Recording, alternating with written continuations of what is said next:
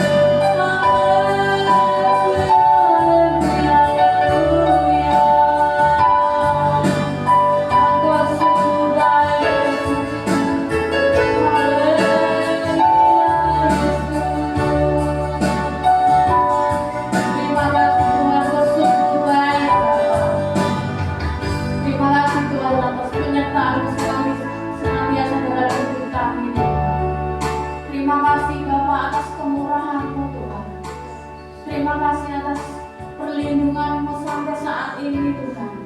Hari lepas hari yang begitu nyata dalam hidup kami Tuhan. Penuhi kami Tuhan, berjamah hati kami Tuhan. Engkau berkati setiap anak-anak yang hadir di tempat ini Tuhan.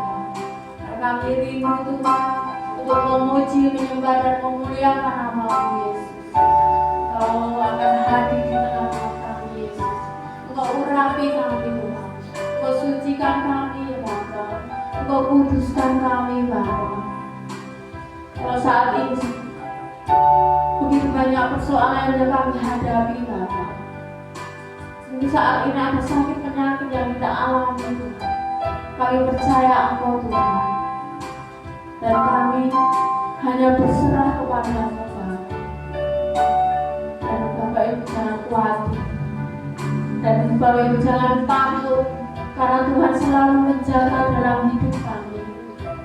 Dan Tuhan selalu memberi penghiburan di dalam kehidupan kami. Dan kita nggak usah bimbang, karena Tuhan selalu memelihara kita. Dan kita nggak usah takut, dan kita nggak usah khawatir, karena Tuhan selalu memberi kelegaan di dalam kehidupan kami. Haleluya. Kita akan pujian, tak usah hutang.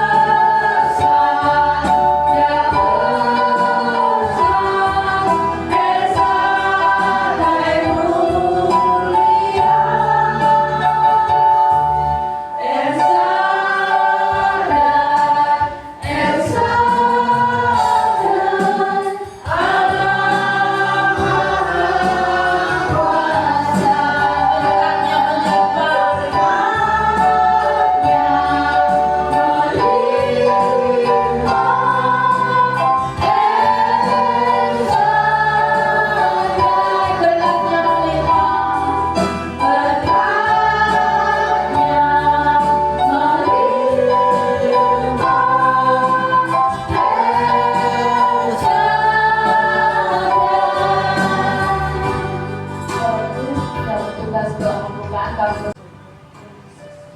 Tuhan Allah kami yang maha baik dalam setiap kehidupan kami. Pada saat pagi hari Tuhan, Kau telah memberikan kami kesempatan dan cuaca yang indah dan cerah pada saat pagi hari ini. Untuk kami bisa berkumpul Tuhan di rumah ini. Bapa, setiap kami yang hadir pada saat pagi hari ini Tuhan, kami bersyukur Tuhan atas berkat-Mu, anugerah-Mu yang luar biasa dalam hidup kami. Kau telah memelihara setiap kehidupan kami Tuhan. Kau telah memberkati setiap kehidupan kami Bapa, berkat kesehatan, berkat kekuatan dan semua yang Kau berikan dalam hidup kami. Hilangkan ucapan syukur kami kepadamu Tuhan. Walaupun semua yang kami lakukan tidak sebanding dengan berkat-Mu yang Kau curahkan atas kami, atas anugerah-Mu yang luar biasa yang Kau curahkan atas kami Bapa. Dan pada saat pagi hari Tuhan, kami datang di tempat ini Bapa, untuk kami memuji Engkau, membesarkan nama-Mu Tuhan, memuliakan Kau ya Tuhan. Biarlah seberapa nanti pujian kami sampaikan menjadi kepada hadirat kami. Kami juga akan nanti mendengarkan sabda firman. Setiap firman yang disampaikan oleh hamba-Mu, biar senantiasa menjadi berkat dalam setiap kehidupan kami, jadi rema dalam setiap kehidupan kami, dan boleh kami lakukan dalam setiap kehidupan kami masing-masing. Berkati pada saat pagi hari ini buat anak-anak yang Tuhan di tempat ini. Tuhan, kami tidak tahu setiap keberadaan mereka, berkati setiap mereka Tuhan. Dan mungkin pada saat pagi hari ini Tuhan, dalam pada sakit penyakit kena Tuhan, dengan bilur Tuhan Kau akan menyembuhkan. Pada saat pagi hari mengalami pertimbangan hati Tuhan, Kau akan membuka hati setiap mereka, memberkati setiap mereka, memberikan Tuhan kecerahan hati sehingga Tuhan pada saat nanti dia yang akan datang bersama dengan kami tempat ini memuji dan mengaku Tuhan. Kami serahkan rangkaian acara dari awal tengah sampai selesainya nanti. Biarlah Engkau Tuhan mengurapi setiap kehadiran kami, memberkati ambil bagian pelayanan pada saat pagi hari ini, bahkan memberkati setiap kehadiran kami sampai selesainya nanti Tuhan. Kami yakin dan percaya Roh Kudus akan curahkan atas kami pada saat pagi hari ini Tuhan, sehingga sukacita selalu kami miliki dalam setiap kehidupan kami Bapa. Kami serahkan seluruh hidup kami serahkan ibadah kami nanti Tuhan sampai selesainya hanya di dalam satu nama Tuhan kami, Yesus Kristus. Kami menyerahkan doa kami ini dalam nama Yesus, haleluya. Amin. Amin. Kesempurnaan dalam luar biasa.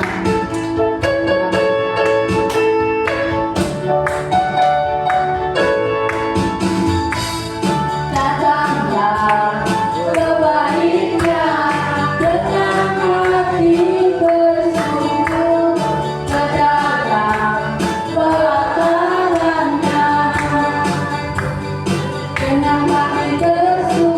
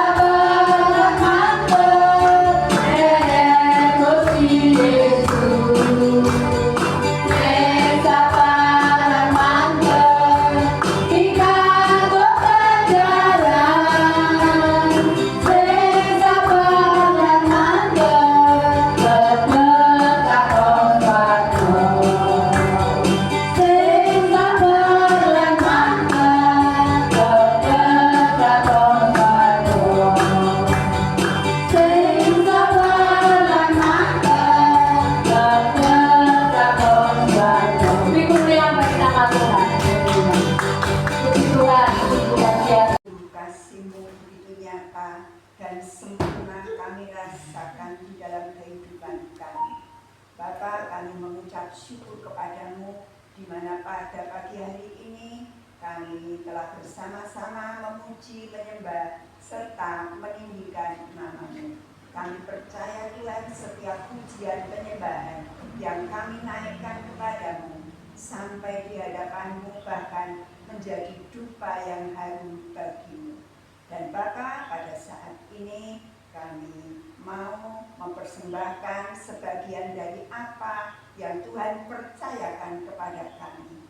Tuhan memberkati, menguduskan, menyucikan persembahan yang kami naikkan, kami berikan pada pagi hari ini sehingga dapat menjadi sarana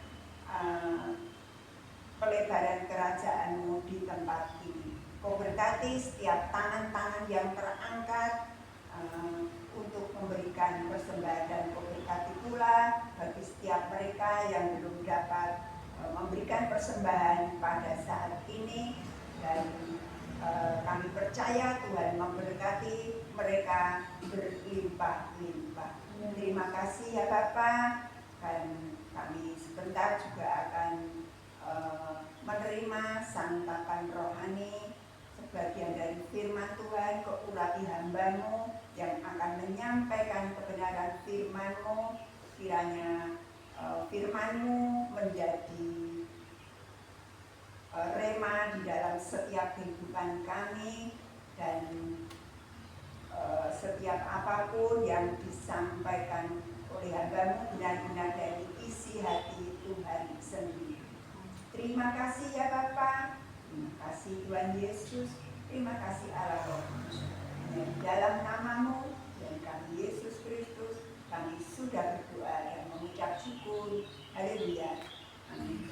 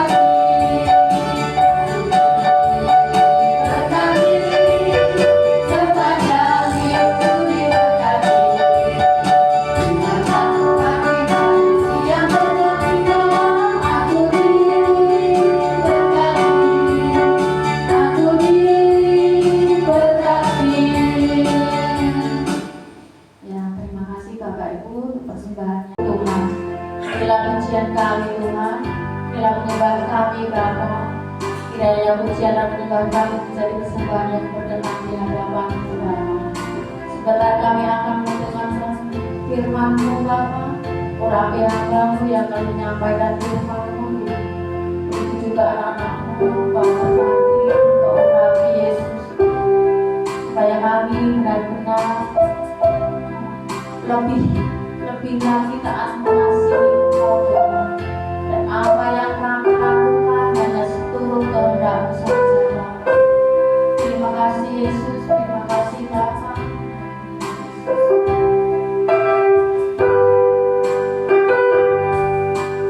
Penolong yang selalu setia, memenuhi keperluanku.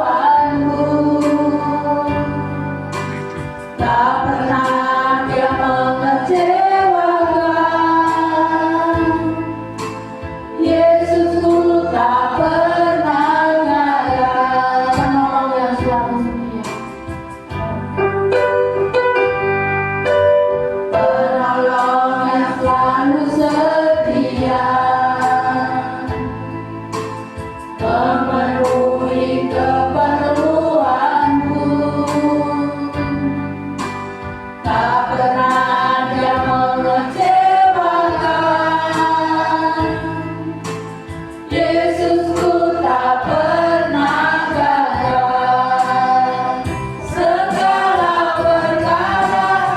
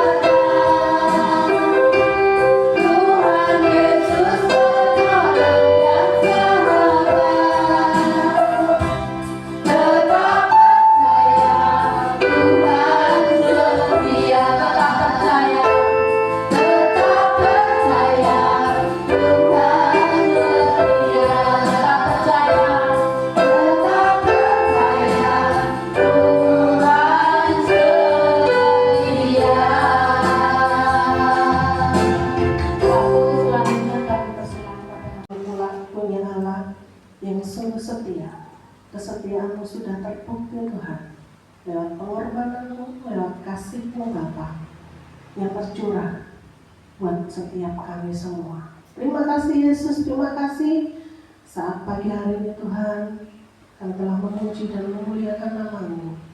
Dan tiba saatnya kami mau membuka Alkitab kami mau membacanya dan merenungkan. Bahkan Tuhan, biarlah Roh Kudus memampukan kami untuk kami dapat melakukannya dalam setiap kehidupan kami. Hamba berdoa buat setiap jemaat-Mu yang sudah datang ke tempat ini Bapa. Kiranya kasih penyertaan-Mu senantiasa menyatakan dalam kehidupan setiap jemaat-Mu Bapa. Terima kasih Bapa, biarlah Tuhan sendiri akan berbicara saat pagi hari ini lewat lidah bibir hamba-Mu. Apapun perkataan yang keluar, biarlah itu semua berasal dari Engkau. Kami siap mendengarkan firman-Mu dalam nama Tuhan Yesus. Kami berdoa dan mengucap syukur. Haleluya. Amin. Silakan duduk kembali Bapak Ibu Saudara. Shalom Saudara.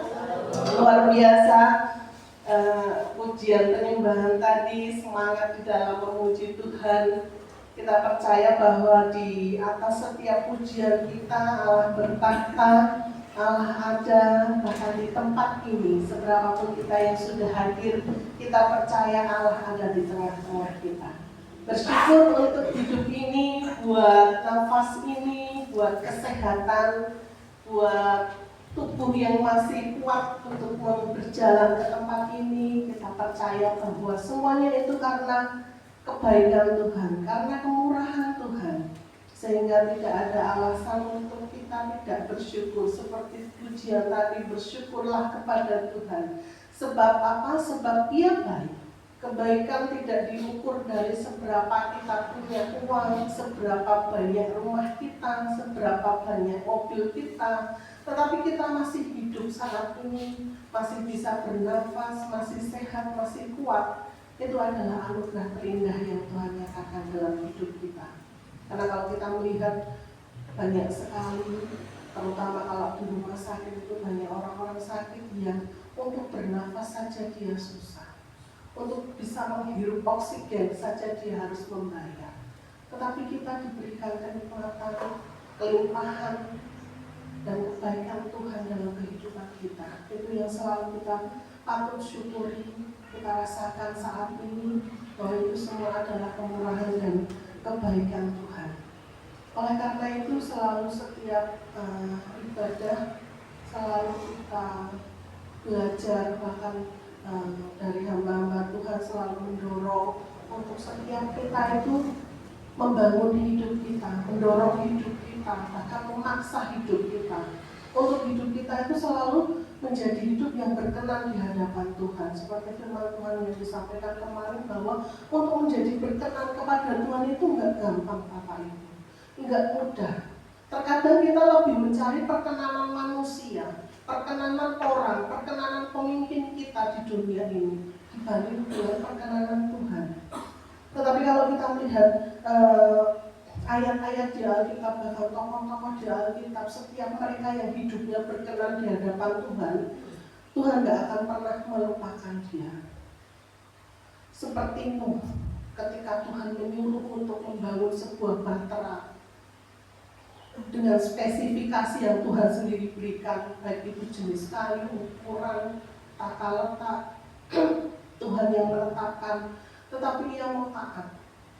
Sehingga kita katakan hidupnya berkenan di hadapan Tuhan. Dan Alkitab juga menuliskan bahwa Allah tidak melupakan, Allah mengingat loh. Artinya bahwa ketika seseorang menjadikan hidupnya itu menjadi hidup yang berkenan di hadapan Tuhan, ada jaminan Tuhan tidak akan pernah melupakannya. Seperti Henok hidupnya berkenan di hadapan Tuhan. Dari sekian banyak orang yang ditulis di Alkitab, Henok tidak mengalami kematian, dia diangkat ke surga. Karena apa? Hidupnya berkenan di hadapan Tuhan. Karena hidupnya itu menyenangkan hati Tuhan. Oleh karena itu selalu saya dorong, baik Bapak Ibu maupun juga saya, setiap kita adalah pribadi yang terus berusaha, terus mendorong hidup kita untuk menjadi hidup yang bagaimana caranya untuk bisa berkenan di hadapan Tuhan. untuk selalu mendapat perhatian Tuhan dalam setiap kehidupan kita.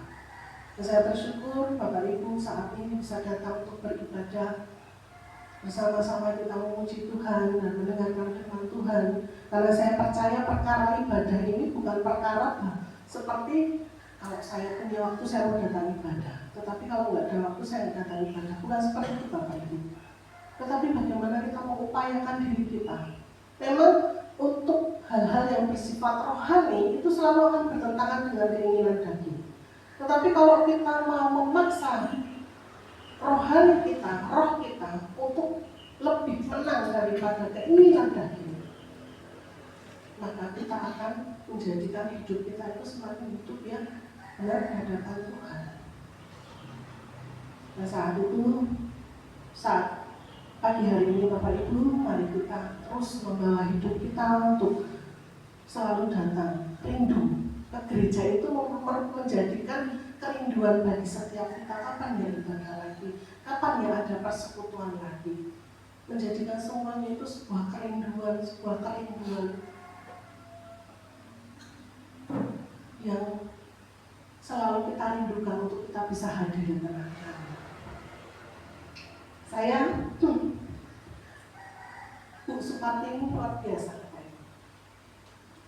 Kemarin hari Rabu dia datang ke gereja. Iya. Dia di sini. Saya tanya, "Salam Bu, mau kemana?" "Mau konsel Bu." "Konselnya diundur hari Sabtu Bu, di rumah Mbak Ida." "Oh iya, ya, karena Mbak Ida minta hari Sabtu." Yang saya mau ambil di sini adalah semangat buktinya untuk mau datang. Saya nggak tahu dia benar-benar di kantor atau dia jalan dari rumah. Tetapi yang saya kagum dari sosok ini, dia tuh semangat di dalam ibadah. Dia kemudian tidak mengeluh, tidak ada yang ngantar. Dia kemudian tidak mengeluh, "Nanti saya pulang naik apa?" Tidak ada, saya rasa dalam pikiran begini tidak ada. Tetapi lebih lagi dia rindu untuk, pokoknya saya ingin ibadah. Itu yang harus kita contoh dalam kehidupan kita.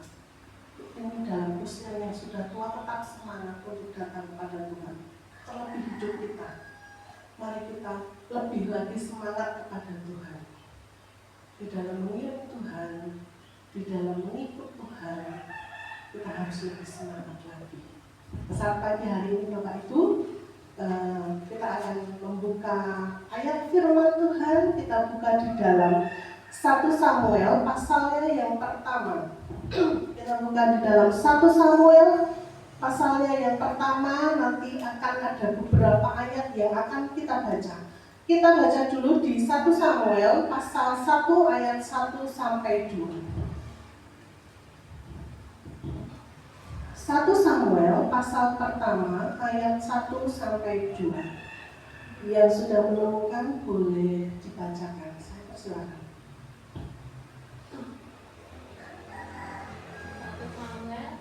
Pasal 1 ayat 1 dan 2.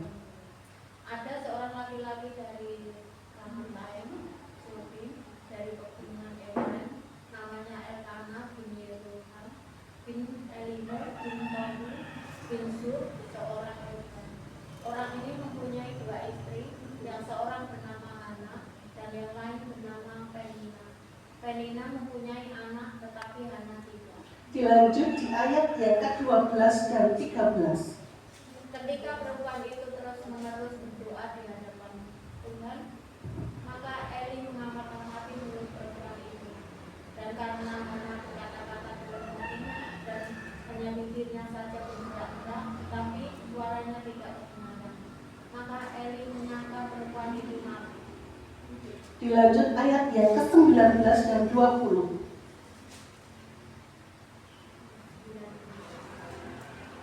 19 dan 20. Keesokan harinya bangunlah mereka itu pagi-pagi, lalu sujud menyembah di hadapan Tuhan. Kemudian pulanglah mereka ke rumahnya di Rama.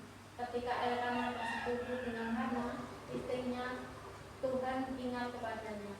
Maka setahun kemudian mengandunglah Hana dan melahirkan seorang anak laki-laki. Ia menamai anak itu Samuel. Sebab katanya, aku telah memintanya daripada Tuhan. Amin. Firman Tuhan, puji nama Tuhan. Berbahagialah setiap kita yang membaca, merenungkan, dan melakukan firman Tuhan dalam kehidupan kita. Dari ayat yang sudah kita baca tadi di 1 Samuel pasalnya yang pertama dan beberapa ayat yang sudah kita baca, saya yakin bahwa setiap kita sudah sering mungkin membaca bahkan mengetahui kisah ini. Ayat ini berbicara tentang seorang perempuan yang bernama Hana. Alkitab tadi menyebutkan bahwa dia seorang istri yang suaminya bernama Elkana. Tetapi dia bukan hanya satu-satunya istri Elkana. Jadi Elkana ini punya 2 istri. Istri yang pertama bernama Hana, istri yang kedua bernama Penina. Jadi 2 istri ini adalah sama-sama istri Elkana. Tetapi yang membedakan apa Bapak Ibu? Hana tidak memiliki anak, tetapi Penina memiliki anak. Istri pertama belum mempunyai anak, istri kedua sudah punya anak. Dan kita melihat di sini bahwa karena hal itu menyebabkan Penina itu setiap hari menyakiti hati Hana. Karena merasa bahwa Penina sudah punya anak, bisa memberikan keturunan kepada suaminya, dia merasa menang di dalam pernikahan tersebut. Bagi kehidupan zaman sekarang ya Bapak Ibu, bukan hanya zaman sekarang, di dalam kehidupan pernikahan, memang salah satu tujuannya atau keinginannya, kerinduannya untuk bagaimana memiliki keturunan, untuk bisa bagaimana memiliki anak. Salah satu tujuan di dalam pernikahan. Dan ini juga dialami di dalam pernikahan Elkana bersama istrinya Hana. Saya yakin mereka juga pengen memiliki keturunan. Saya sungguh sangat yakin bahwa Hana ini juga memiliki keinginan yang besar untuk memiliki anak. Tetapi permasalahannya Bapak Ibu, sampai pada pernikahan Elkana yang kedua dengan Penina, ia tidak kunjung dikaruniai anak. Ia tidak kunjung kemudian bisa memiliki keturunan yang bisa dibanggakan saat itu. Karena pada zaman itu Bapak Ibu, bahwa ketika perempuan tidak bisa memiliki anak, sungguh sangat sebuah, boleh dibilang menjadi malu karena tidak memiliki anak. Dan itu juga yang saat itu dihadapi oleh Hana. Selain dia harus menghadapi bagaimana pandangan dari lingkungan, masyarakat sekitar, juga dia harus menahan bagaimana Penina yang setiap hari menyakiti hatinya. Di ayat ke-7 dituliskan di Alkitab di sini, demikianlah terjadi dari tahun ke tahun. Setiap kali Hana pergi ke rumah Tuhan, Penina menyakiti hati Hana, sehingga ia menangis dan tidak mau makan. Yang dilakukan Penina selalu mengeluarkan kata-kata yang menyakiti Hana. Yang dilakukan Penina bukannya kemudian menguatkan Hana, tetapi terlebih lagi malah dia mencoba untuk bagaimana mental Hana ini bisa down. Dan Alkitab mencatat bahwa Hana menangis sampai tidak mau makan. Kita bisa bayangkan bagaimana tekanan yang Hana terima dari perlakuan Penina kepadanya.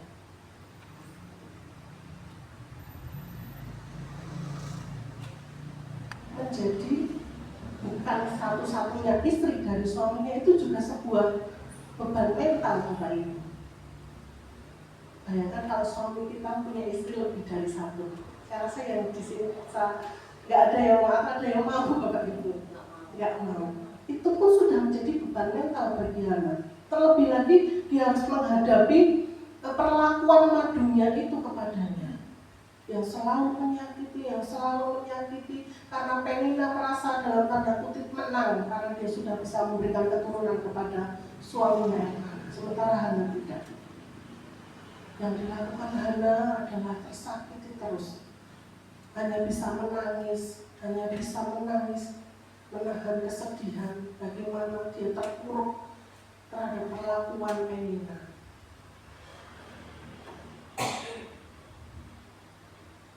Belum lagi mungkin pandangan suaminya juga, mungkin Hana merasa khawatir nanti suaminya akan lebih sayang kepada istrinya yang kedua yang Penina itu karena bisa memberikan anak. Mungkin timbul perasaan seperti itu dalam hati Hana.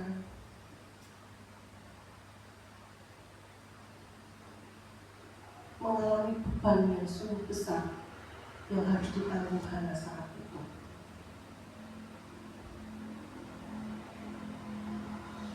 Tetapi kalau kita melihat di ayat yang sudah kita baca lagi, endingnya tadi luar biasa Bapak Ibu. Akhirnya Hana memiliki anak. Di ayat yang ke-20 tadi. Akhirnya Hana pun memiliki keturunan. Nah, di sini kita akan melihat apa rahasia Hana, apa yang dilakukan Hana untuk bisa kita ambil menjadi motivasi yang bisa kita lakukan dalam kehidupan kita. Saya percaya setiap kita, masing-masing kita pasti punya pergumulan masing-masing, punya masalah masing-masing, punya prosesnya masing-masing. Kita mau lihat apa yang dilakukan Hana untuk bisa kita contoh, kita terapkan dalam kehidupan kita. Yang pertama, kita akan melihat rahasia kekuatan Hana. Kita baca di ayat yang ke-10, masih di 1 Samuel pasal 1 ayat yang ke-10. Yang sudah menemukan boleh membantu saya untuk membacakan. 1 Samuel pasal 1 ayat yang ke-10. Iya. Dan dengan hati suci dia berdoa kepada Tuhan sambil menangis terseduh-seduh. Dan dengan hati pedih ia berdoa kepada Tuhan sambil menangis terseduh-seduh. Jadi yang pertama di sini kita melihat Bapak Ibu bahwa Hana memiliki kekuatan, memiliki power, memiliki dorongan di dalam doanya. Dengan dia berdoa, dia punya kekuatan. Meskipun dia harus menangis terseduh-seduh dari Alkitab mencatat. Dia berdoa sambil menangis. Menangisnya bukan menangis yang lirih, yang lembut, yang pelan, tapi Alkitab mencatat dia menangis yang dengan terseduh-seduh. Dengan suara yang sungguh sangat menyedihkan, karena memang itu adalah ungkapan perasaannya. Tumpukan dari segala tekanan yang dia rasakan, segala beban hidup yang dia rasakan, dia curahkan kepada Tuhan. Jadi di sini Bapak Ibu berbicara tentang bagaimana kita bisa menumpahkan semuanya itu kepada Tuhan lewat tangisan kita. Gak apa-apa kita berdoa sambil menangis, gak masalah. Malah itu jauh lebih baik kalau kita semua curahkan, kalau kita tumpahkan semuanya kepada Tuhan, bukan kepada manusia. Lebih baik kita curahkan perasaan kita kepada Tuhan. Lebih baik kita menangis dengan suara yang keras. Kita curahkan isi hati kita kepada Tuhan, daripada kemudian kita mencari orang lain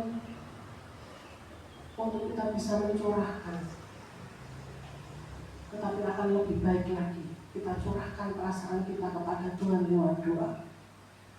Mungkin saat ini ada Bapak Ibu yang sedang mengalami pergumulan, yang terasa berat, yang terasa menyesakkan di dada, yang seolah itu kok nggak berselesai-selesai ini aja. Atau mungkin ada Bapak Ibu yang saat ini merasa bahwa orang itu kok nyakitin saya terus, orang itu kok kayaknya nyari-nyari salahnya saya aja terus, orang itu kok seolah-olah pengen saya hancur. Curahkan semua kepada Tuhan lewat doa. Dan ini berbicara tentang bagaimana pentingnya doa dalam kehidupan kita. Saya sangat percaya bahwa doa itu besar kuasanya, sehingga kita tidak bisa melupakan doa. Doa itu adalah sarana kita terhubung dengan Tuhan. sarana untuk kita itu bisa komunikasi dengan Tuhan. Caranya apa? Lewat doa kita. Kita boleh menyampaikan apapun semuanya kepada Tuhan lewat doa. Ada lagu yang berkata bahwa Dia hanya sejam doa. Jadi ketika kita berdoa, kita dekat dengan Tuhan. Tuhan ada di samping kita. Pentingnya kita membangun mesbah doa dalam kehidupan kita secara pribadi dengan Tuhan. Doa tidak hanya sekedar kita ngomong, sebatas kita ngomong, tetapi lebih jauh dari itu. Doa punya kuasa.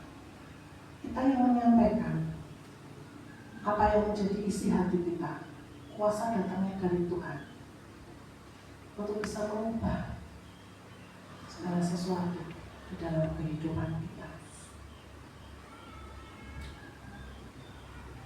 Jadi yang dilakukan tadi oleh Hana adalah dia berdoa kepada Tuhan, meskipun harus menangis terseduh-seduh, meskipun dengan membawa perasaan yang hancur di hadapan Tuhan. Karena saya percaya bahwa bukan waktu yang singkat di dalam pernikahan Hana dan Elkana ini. Saya yakin itu waktu yang lama. Waktu yang lama sampai kemudian Elkana memutuskan untuk menikah lagi dengan Penina. Waktu yang lama karena mungkin dilihatnya Hana tidak ada tanda-tanda hamil, tidak kemudian hamil. Kemudian Elkana memutuskan untuk menikah dengan Penina. Jadi tidak salah ketika Hana berdoa dengan menangis terseduh-seduh. Karena itu adalah tumpukan-tumpukan beban mungkin dirasakan dalam kehidupan Hana. Dia curahkan kepada Tuhan. Dia kemudian tidak mencari orang lain, temannya atau sahabatnya, tetapi dia mencari Tuhan. Ketika sekeliling dia tidak memperhatikan dia, bahkan mungkin malah menyakiti dia pandang ke atas, bahwa ada kuasa yang jauh lebih besar, bahwa ada pribadi yang jauh lebih akan menyambut dia lewat doanya yang dia lakukan kepada Tuhan. Jadi hal yang pertama di sini, Bapak Ibu, bahwa Hana memiliki kekuatan di dalam doa. Kita juga harus jadikan doa itu kekuatan dalam hidup kita. Ketika kita merasa kok udah jalan buntu, kok sekeliling saya itu udah tidak seperti yang saya harapkan, bahkan mungkin mengecewakan saya, pandanglah ke atas. Masih ada satu pribadi yang jauh lebih memperdulikan saya dan saudara. Kita hanya perlu duduk diam, berdoa, curahkan apa yang menjadi isi hati kita di dalam doa. Yang kedua, Bapak Ibu, di sini saya mencatat di dalam ayat yang ke-12, masih di 1 Samuel pasal 1, ayat yang ke-12, yang sudah menemukan boleh bantu saya untuk membacakannya. Ayat 12. Ayat 12. Ketika perempuan itu terus-menerus berdoa di hadapan Tuhan, maka Eli mengamat-ngamati mulut perempuan itu. Ketika perempuan itu terus-menerus berdoa di hadapan Tuhan, maka Eli mengamat-amati mulut perempuan itu. Jadi yang dilakukan Hana, dia berdoa bukan hanya sekali, 2 kali, 3 kali, tetapi terus-menerus, berulang-ulang. Dia tidak cukup puas hanya berdoa 1 kali. Dia tidak kemudian cukup merasa puas bahwa dia sudah berdoa 2 kali. Tetapi Alkitab mencatat bahwa dia terus-menerus.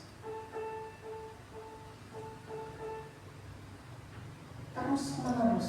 Prosesnya terus-menerus. Doanya terus-menerus. Meskipun dengan inti doa yang sama. Dia kemudian tidak merasa bosan, tidak kemudian merasa putus asa, tidak kemudian merasa kecewa. Saya sudah berdoa untuk Tuhan, kenapa Tuhan kok belum jawab-jawab? Apakah Tuhan tidak sayang sama saya? Kemudian mundur dan tidak berdoa lagi. Itu tidak dilakukan oleh Hana. Jadi yang dilakukan Hana adalah terus-menerus berdoa. Ini tidak gampang Bapak Ibu. Di tengah perasaannya yang setiap hari harus menghadapi teror dari Penina yang menyakiti hatinya, kalau dia lemah imannya, bisa jadi dia bisa kabur.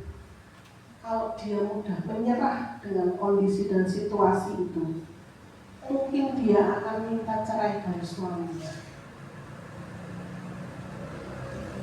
Tapi tidak seperti itu yang dilakukan Lydia.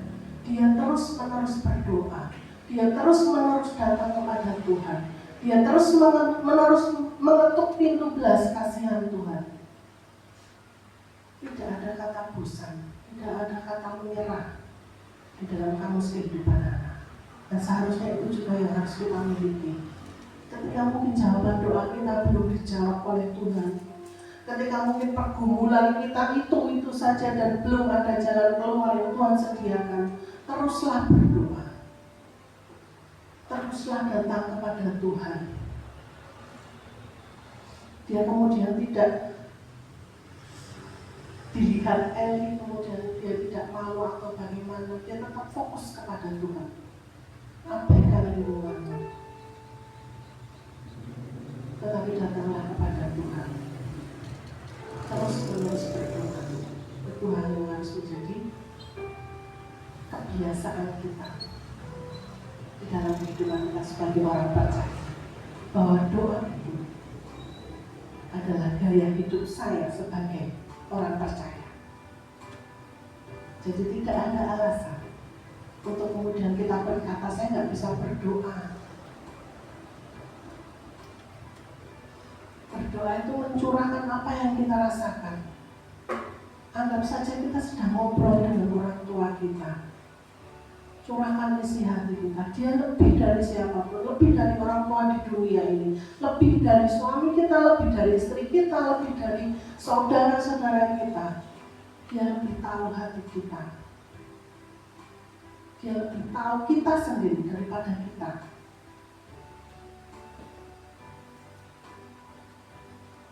Bahkan sebelum kita dilahirkan, kan sudah tahu tentang diri kita. Jadi seperti Hana yang di dalam pergumulannya dia tidak menyerah, dia terus menerus. Dia berkali-kali, dia berulang-ulang untuk terus membawa pergumulannya di hadapan Tuhan. Belajar seperti Hana, milikilah pengharapan yang tidak pernah padam. Bukti nyata bahwa pengharapannya itu nggak padam adalah dia terus berdoa. Dia kemudian tidak mengangkat hubungannya dengan Tuhan ketika dia merasa Tuhan belum memberikan jawaban atas doanya. Hal ini berarti bahwa pengharapannya itu nggak pernah padam kepada Tuhan, nggak pernah mati, nggak pernah kemudian dia merasa lemah, tetapi dia terus berharap, dia terus menyalakan pengharapannya di hadapan Tuhan.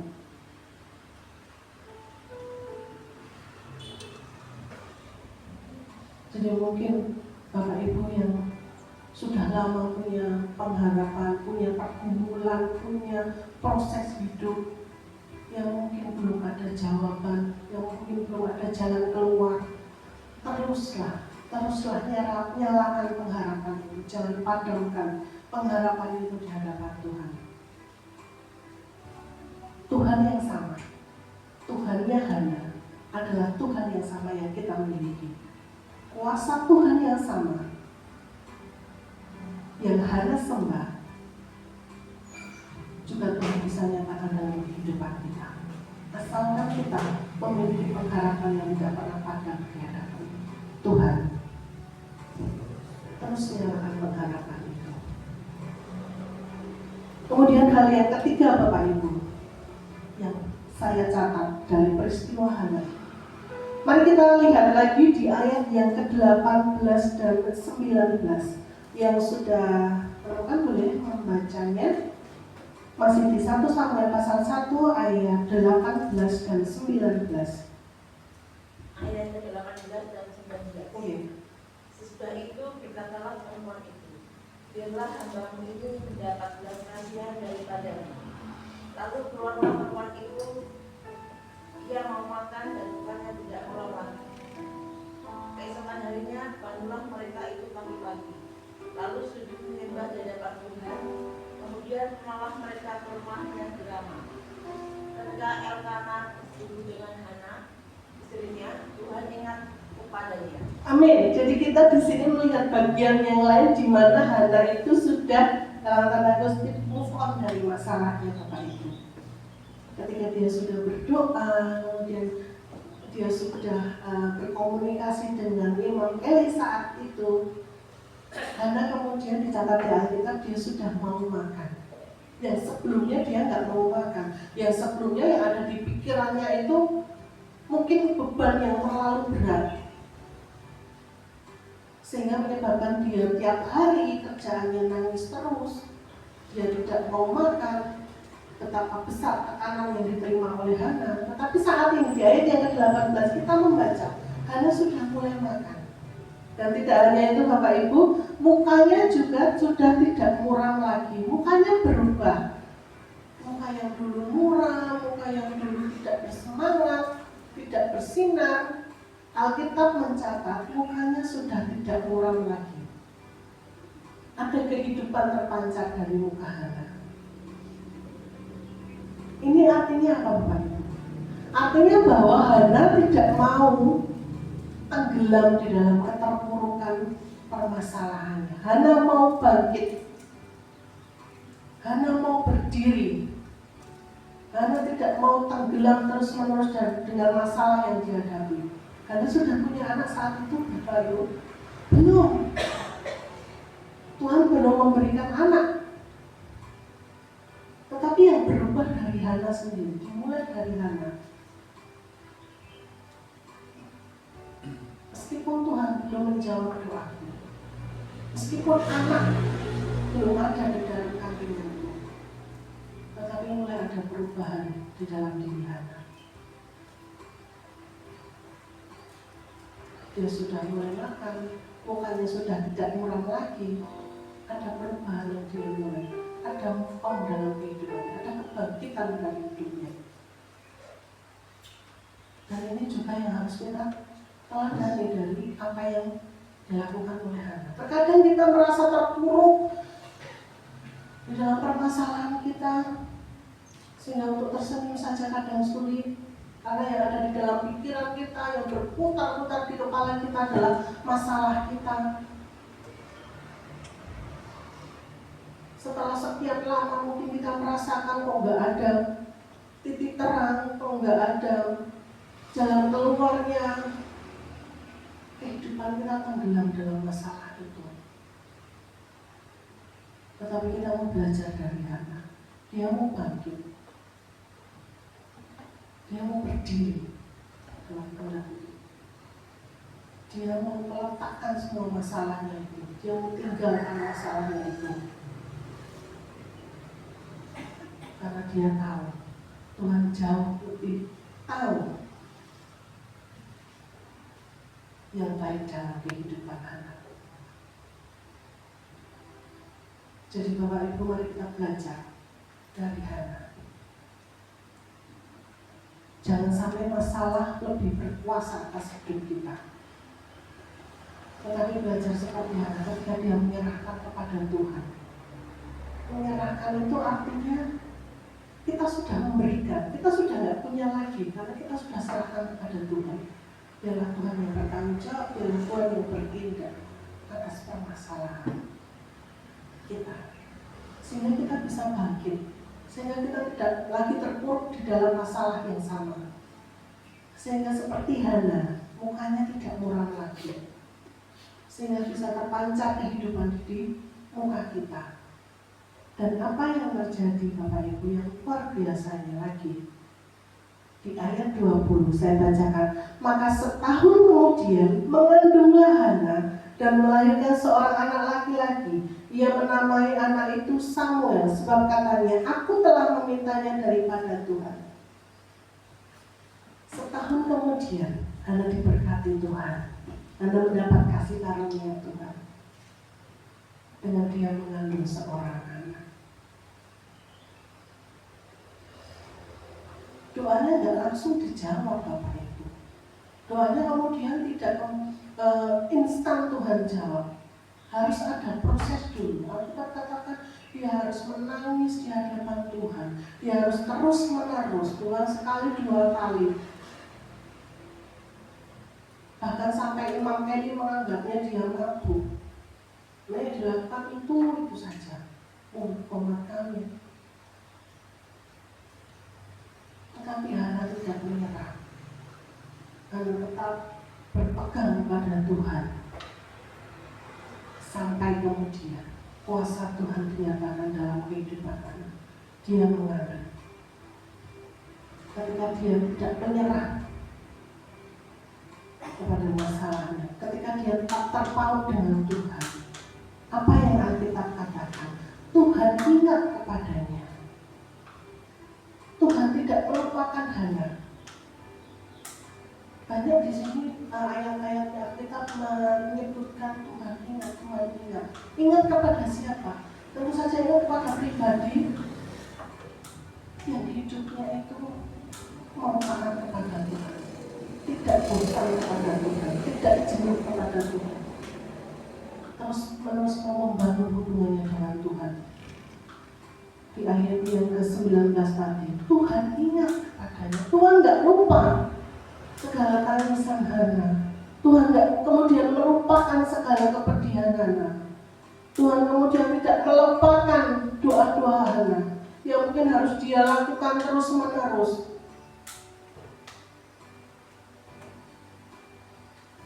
Tidak 1 kali, tidak 2 kali, 3 kali, mungkin bertahun-tahun dia harus terus berdoa. Dan selama itu dia juga harus menghadapi Penina yang selalu menyakiti hatinya. Dia nggak menyerah. Dan Tuhan ingat kepada Hana. Tuhan nggak lupain Hana. Tuhan tidak meninggalkan Hana. Tuhan ingat. Tuhan memberkati Hana. Biarlah dalam kehidupan kita juga punya kekuatan seperti Hana. Mengikut Tuhan itu bukan berbicara tentang hal yang baik-baik saja, mulus-mulus saja. Akan ada badai, akan ada proses pergumulan yang kita pun juga mungkin tidak tahu seberapa lama kita akan menghadapi pergumulan itu. Tetapi teruslah bangun hubungan dengan Tuhan. Ketika engkau bersedih, curahkan kepada Tuhan. Berserulah kepada Tuhan. Terus menerus, jangan bosan berdoa kepada Tuhan. Di dalam Tuhan, di dalam doa kita kepada Tuhan ada kekuatan, ada power yang akan memampukan kita untuk melewati semuanya. Dibuktikan oleh Hana, dia menang atas pergumulannya. Dia menang atas masalahnya. Karena Tuhan yang bekerja di dalam kehidupan Hana. Karena Tuhan yang ingat Hana. Karena Tuhan yang tidak melupakan Hana. Saya percaya setiap kita tidak mau menjadi orang yang dilupakan Tuhan. Saya percaya setiap kita ingin menjadi anak-anak Tuhan yang selalu diingat Tuhan, diperhatikan Tuhan. Oleh karena itu bangun hubungan yang baik dengan Tuhan. Lewat doa kita menjadi gaya hidup kita sebagai orang percaya, sehingga kuasa Tuhan nyata atas segala pergumulan kita. Amin. Tuhan Yesus memberkati. Kita berdoa. Kami bersyukur Tuhan, kami punya Allah yang luar biasa, yang tidak pernah meninggalkan setiap kami Bapa. Kami mau belajar seperti Hana Bapa, untuk terus menerus Tuhan terhubung dengan Engkau, untuk terus menerus Tuhan melekat dengan Engkau.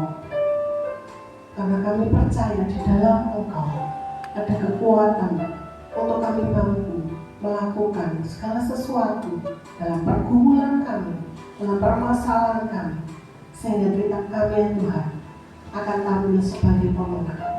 Terima kasih Yesus, terima kasih. Hamba-Mu telah berbicara, tapi biarlah kiranya Roh Kudus-Mu terus menyertai kehidupan hamba-Mu, supaya firman-Mu Tuhan tetap melekat dalam kehidupan setiap kami, untuk kami menampaki hidup ini.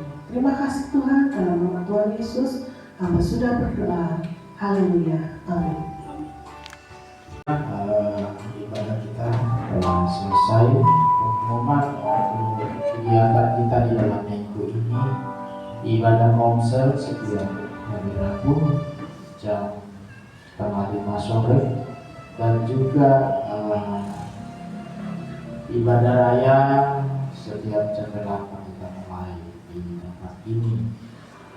Dan satu hal yang ingin saya sampaikan mengenai rencana Sinode akan kembali melaksanakan kegiatan yang sempat tertunda beberapa bulan yang lalu, yaitu pengobatan gratis, akan dilaksanakan tanggal 29 bulan Agustus. Jadi saya berharap jemaat bisa mendukung kegiatan ini, diantaranya tadi saya sudah sampaikan pengobatan gratis dan juga pasar. Mereka akan mengadakan pasar dengan dibayar dengan kemarin rongsokan, dibayar dengan rongsokan. Jadi saya berharap bisa siapa saja boleh ikut dalam acara ini. Karena kita memang ingin menjadi berkat bagi sekeliling kita, bagi orang lain. Itu, dan kita akan upayakan bisa melakukan atau merealisasikan kegiatan ini di tanggal 29 bulan Agustus. Itu yang saya sampaikan, dan kita akan mengakhiri ibadah kita. Dan juga hari ini di doa kita dalam doa 1000 harinya istri daripada Pak Ito, dan juga pemasangan Nisa dan Nisa kepada istri tercinta yang telah mendahului kita semuanya. Itu saya sampaikan. Mari kita bangkit berdiri, kita akan masuk di dalam doa syafaat. Kita berdoa. Bapa di dalam surga, di dalam nama Tuhan Yesus Kristus, pagi hari ini kami bersyukur karena kebaikan Tuhan, kemurahan Tuhan yang sungguh nyata terjadi memelihara setiap kami. Hari lepas hari kami lewati, waktu lepas waktu, Kau senantiasa Tuhan memelihara kami. Kau Bapa senantiasa memberkati setiap kami. Berkat kesehatan, berkat segala yang kami perlukan, Kau Bapa selalu menyediakan bagi kami. Secara khusus Tuhan, pagi hari ini kami berdoa bahwa Pak Ito, Tuhan telah memelihara, Tuhan telah menolong, memberkati, di mana istri tercinta orang tua kami Pak Ito telah Engkau panggil 1000 hari. Dan bersyukur Tuhan, Pak Ito tetap sehat, Pak Ito tetap kuat menjalani sisa hidup yang Tuhan percayakan, dan senantiasa mempertaruhkan hari-harinya kepadamu dengan mengikuti setiap kegiatan ibadah. Bukti bahwa Pak Ito selalu mengingat kebaikan Tuhan, selalu mengingat segala kemurahan Tuhan. Kau telah memanggil pulang istri tercinta, dan kami percaya Tuhan, Kau juga telah menyediakan tempat yang terbaik di dalam kerajaan-Mu. Kami berdoa kesehatan Pak Ito, terus Tuhan tambah-tambahkan kesehatannya. Kami berdoa segala sakit penyakit Tuhan berjauhkan, dan biarlah terus Tuhan membawa hidupnya mengasihi Engkau lewat beribadah. Demikian juga Tuhan, rencana pemasangan misa di makam itu tercipta.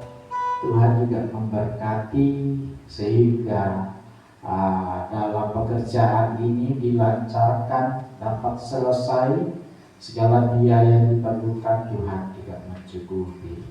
Terima kasih Tuhan, terima kasih Bapa. Kami percayakan hidup Pak Gito dan keluarga, anak cucu menantu dalam kuasa, dalam pimpinan Tuhan. Ini doa kami Tuhan, ini seruan kami di hadapan buat keluarga Pak Gito. Terima kasih Tuhan, terima kasih, terima kasih. Bapa di dalam surga, di dalam nama Tuhan Yesus Kristus, pagi hari ini juga kami menyerahkan seluruh jemaat-jemaat dalam tangan kuasa-Mu. Tuhan, Engkau Bapa senantiasa menolong setiap kami dalam segala kesibukan, segala pekerjaan yang kami lakukan. Kami rindu Tuhan, Engkau campur tangan sehingga apa yang kami kerjakan senantiasa memberikan hasil, dan nama-Mu Tuhan kami bermuliakan. Dan segala yang kami kerjakan Tuhan, Engkau Bapa membuatnya supaya kami lebih lagi mendekatkan diri kepada-Mu Bapa.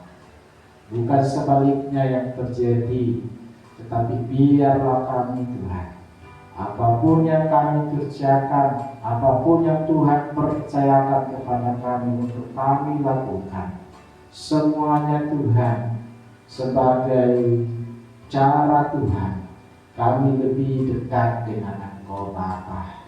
Kami mensyukuri semuanya itu Tuhan, baik itu besar dari hasil yang kami dapatkan, dan mungkin Tuhan hanya sedikit, tapi biarlah Tuhan memberikan hati untuk kami mensyukuri segala berkat-berkat-Mu Bapa. Berkat jasmani, berkat rohani Tuhan terus tambah-tambahkan. Terima kasih Tuhan, terima kasih. Kami juga berdoa kepada-Mu Tuhan, seluruh jemaat-jemaat-Mu yang tidak bisa hadir. Kami berdoa kepada yang sakit, Engkau Bapa sembuhkan, Engkau Bapa berikan kemurahan-Mu, pemulihan-Mu kepada jemaat-Mu Tuhan yang membutuhkan kesehatan daripada-Mu Bapa. Baik orang tua kami Pak Joko, demikian juga Bu Tati, dan juga orang tua dari Pak Purwadi. Kami berdoa kepada Tuhan, Engkau Bapa memberi pemulihan, Engkau memberi kesehatan kepada yang membutuhkannya Bapa.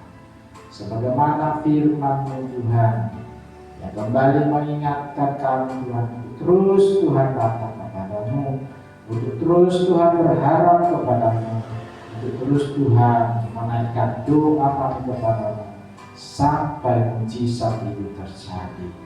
Terima kasih Tuhan Yesus, terima kasih. Memberkati gereja di tempat ini dengan segala kegiatan dan programnya.